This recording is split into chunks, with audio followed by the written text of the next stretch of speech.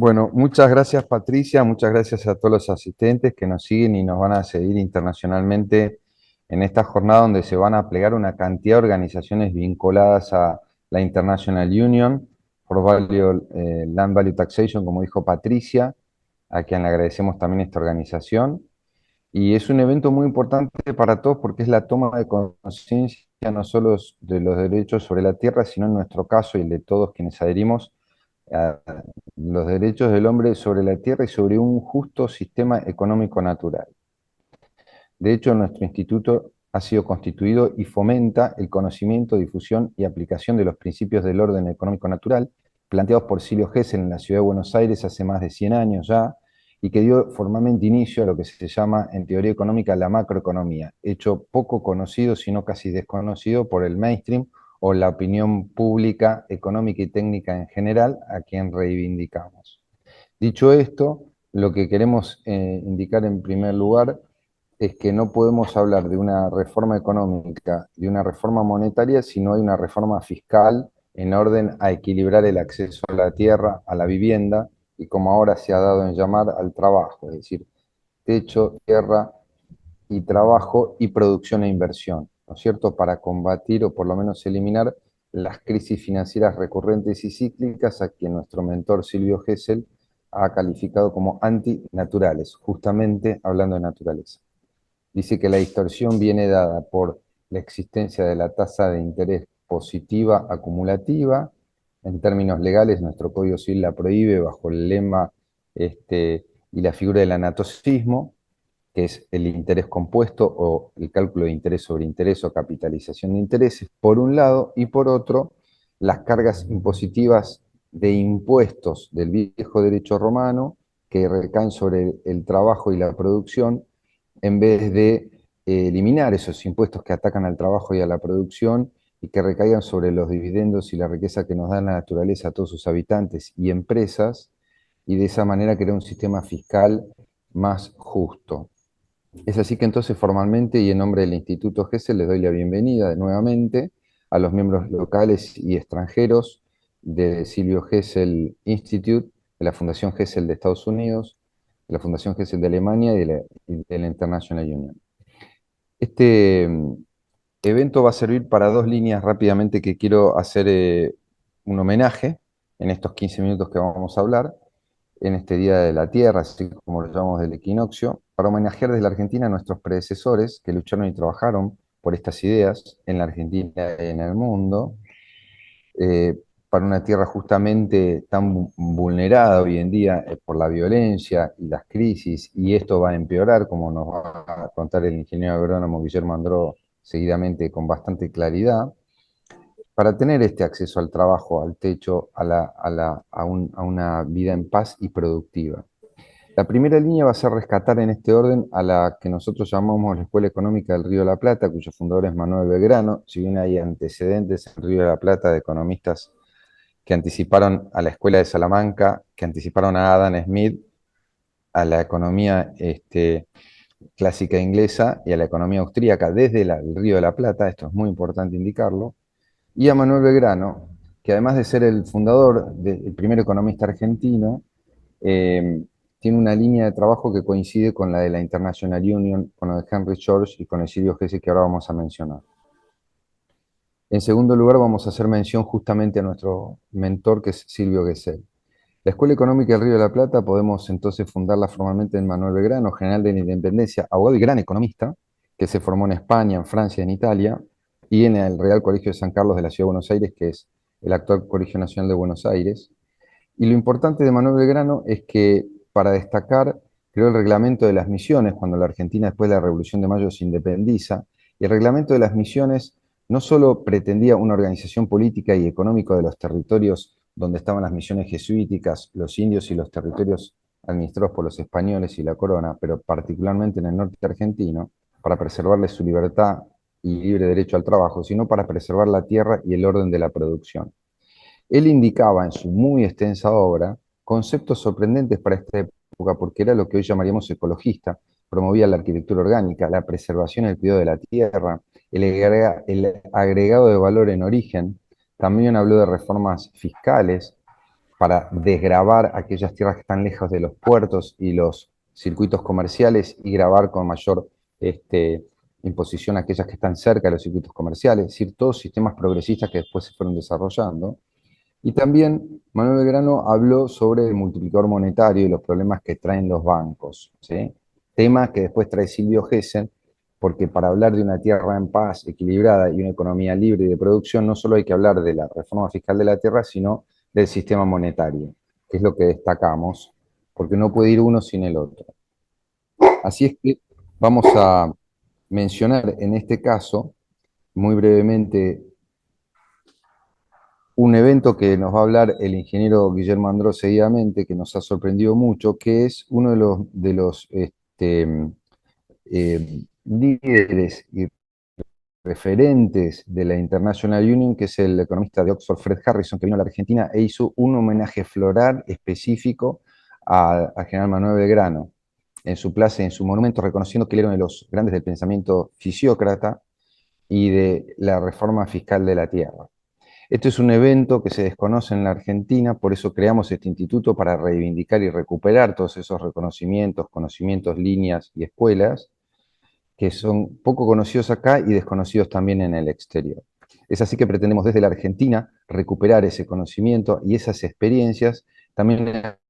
aplicarlas a Latinoamérica y, por supuesto, al mundo, como se está haciendo en el resto de los países, recuperando esta tradición. Es interesante lo de Fred Harrison, que después vamos a ampliar, porque tenía más claro que nosotros la importancia de Manuel Belgrano en la historia económica y particularmente de la fisiocracia, que es aquella que sostiene que la riqueza nace en primer lugar de la tierra y después se le agrega valor el trabajo del hombre y el empresario. En relación a la tradición de la tierra, tenemos que decir que la Argentina es una importante fuente de estos derechos desde la época de los Habsburgo. El régimen de la tierra fue distinto al de los Borbones y al que impuso el derecho romano después, con los códigos civiles modernos. Y en particular quiero señalar al gobierno de Rivadavia que en 1826, después de la Asamblea del año 13, recordemos que la Asamblea del año 13 y el Reglamento de las Misiones de Manuel Belgrano también en ese año, eh, dictaron la libertad de los esclavos. La Argentina dio la libertad de los esclavos y de los seres humanos e igualdad de los hombres antes de, por ejemplo, el resto de los imperios como el Brasil o los mismos Estados Unidos, medio siglo antes de los Estados Unidos en la Argentina. También se creó una moneda y se crearon varias regulaciones económicas en orden a la libertad económica y a la libertad del hombre, que anticiparon a todos los países de América en ese sentido y seguramente a muchos del mundo también. En ese marco se dicta la ley de enfiteusis, que como ustedes saben, modera el derecho de propiedad absoluto, particular el derecho privado absoluto, y el uso de la tierra se convierte en un bien público con derechos, con el derecho privado a la explotación, y quien no lo explota debe ceder a quien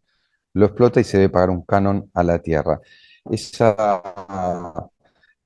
régimen de la tierra, que reconoce su origen en el antiguo derecho romano, fue seguida por los países anglosajones, motivo por el cual ellos han desarrollado en forma más moderna el pensamiento de Henry George. Y además, el derecho anglosajón reconoce un sistema de posesión de la tierra distinto al derecho privado absoluto de los romanos. Por eso nosotros decimos, y desde la doctrina social de la Iglesia también se lo reconoce, que tiene que haber una función social de la propiedad privada. Y creemos que la forma más práctica de hacerla es mediante un régimen fiscal que elimine los impuestos al trabajo y la producción y solamente deje vigente los derechos de renta sobre el valor venal de la tierra libre de mejoras para que se inviertan en infraestructura, producción, tierra barata y, como decimos ahora, techo, tierra y trabajo. En este sentido, la tradición argentina continúa durante la generación del 80, que fue muy progresista, con un impuesto que se llamó contribución territorial. En la Argentina no existían los impuestos, es una tierra libre. Y la contribución territorial la hacían los dueños de la tierra y era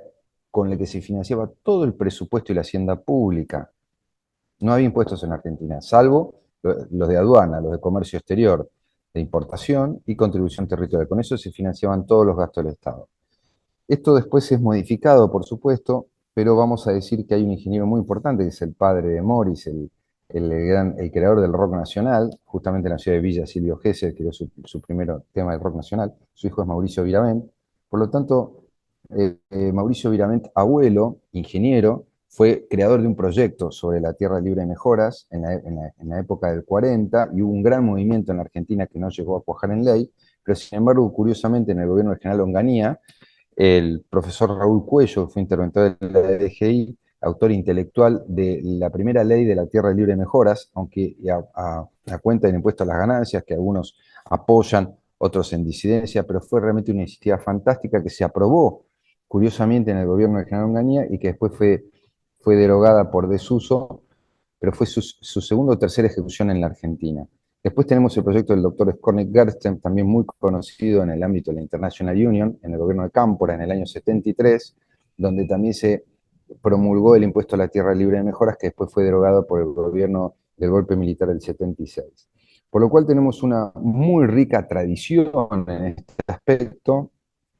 que encajado en el pensamiento de Silvio Gesell es consistente con la doctrina económica y cultural argentina, y no hablemos de lo que es la tradición andina, economía de la reciprocidad, y lo que hoy conocemos ya más popularmente como la Pachamama, que no son esos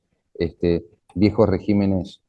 culturales y la cosmogonía de los pueblos originarios que reconocen el valor de la tierra,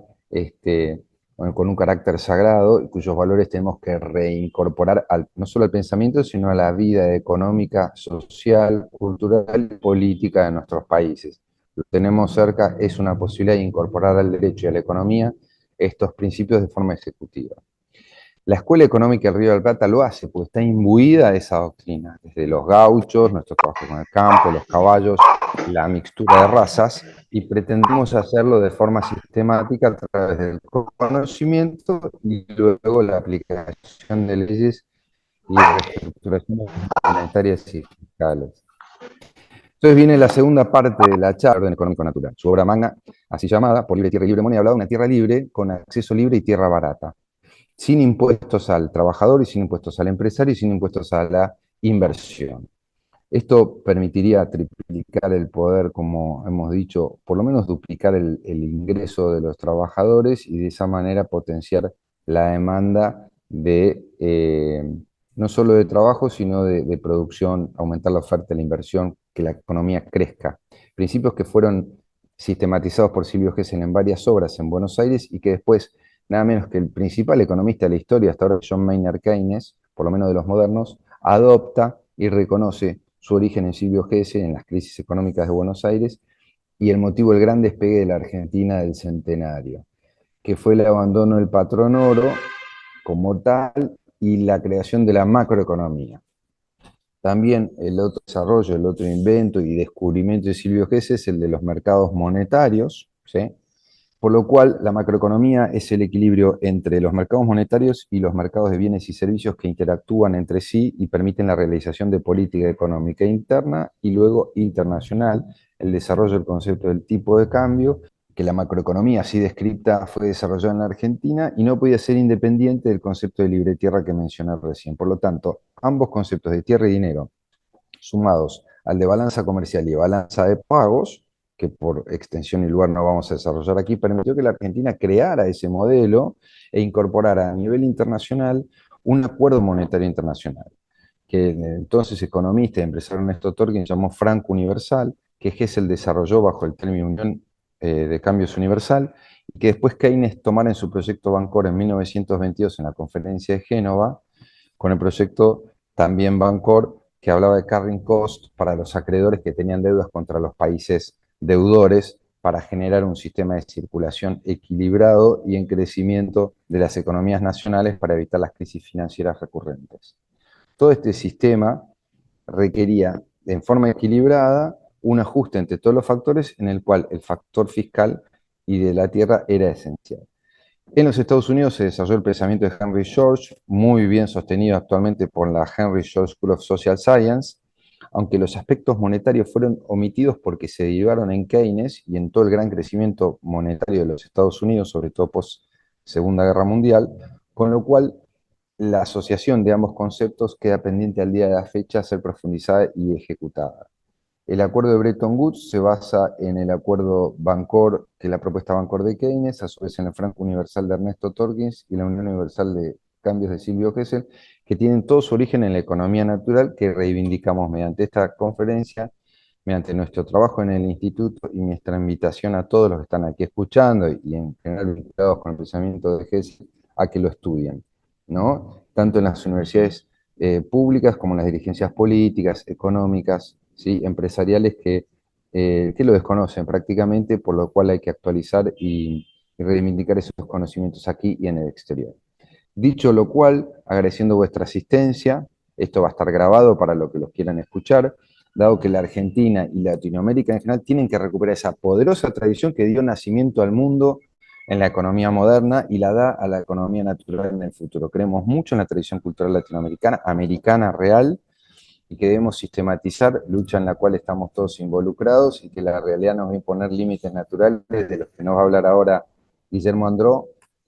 para que tomemos una decisión sabia y evitemos la destrucción mutua mediante un sistema equilibrado que respete la tierra y a quienes vivimos en ella. Bueno, muchas gracias. Es el día del equinoccio, un día de cambio.